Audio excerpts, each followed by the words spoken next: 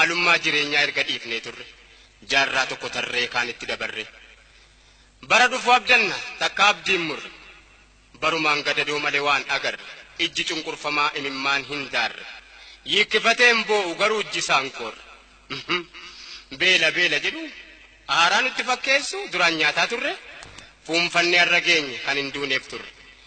jireenyan agarre duunees hin dabarre maal kan dur himnaree dubbiin akka lanaa takkaan nun dararre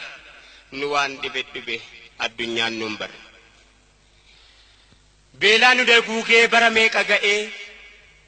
yoo biyyi hundi iyyu eenyu nu dhaga'e erga namaaf loowwan dhumee biyyee ta'e kunoo abbaan irreereef kadhaatti ol ka'e inni kadhatamee dhufee biyya ga'e kaan ijaan hin argu gurrumaan dhaga'e takkaa yoom dabareen hirmaannaa nu ga'e akka jedhanutti nurra dabarfatee biyya biraa ga'e yaa beela hammeenya yeroon kennisiisu aayyoo hoosifattu dhukkubsataa ciisu daa'ima sii hootu harma afaan hin ciisu ijoollee xixinnoo kan hin jiruun beeyne naman gaddisiisu ajaa'iba lama dubbii nama dhibu yoo hubatee laaleef namni qalbii qabu kunoo biyya keenyaa kan mootummaa qabu kan ummanni isaa waa nyaatanii bulu dhabu asuma ollaa keenya biyyi Somaaliyaa kan mootummaa hin qabne kan aangofteen teenya kan beelofteen beeyne nuyi biyya bishaan meeqa maddu jidduu teenye beelaan daguugamne kadhaadhaan addunyaa hunda waliin geenye kunoo bara sana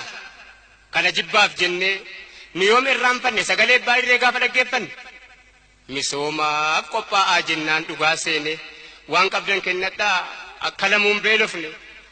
maqaan isaan bareedaa waldaa misoomaati jennaan gagammanne misooma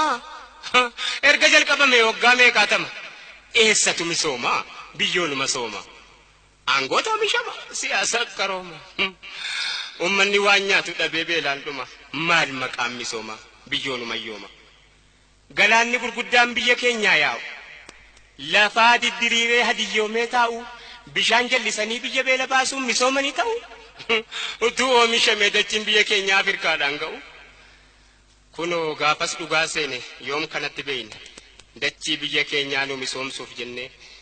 silaa maal qabnaa miti si hafte urgufanne miliyoona 100 meeqa ga'eera nuun jennaan baay'ee isaa gammanne kunoo eegnee waan misoome dhabne bara dhufaa dabraa beelaan daguugamne horiin misoomaa sun mee eessuma dhaqe jennee yoo gaafannu dubbiin karaa maqe ganda abbaa biddeena bashannansuu dhaqe dhiifamaa naa godhaa dikkoon karaa maqe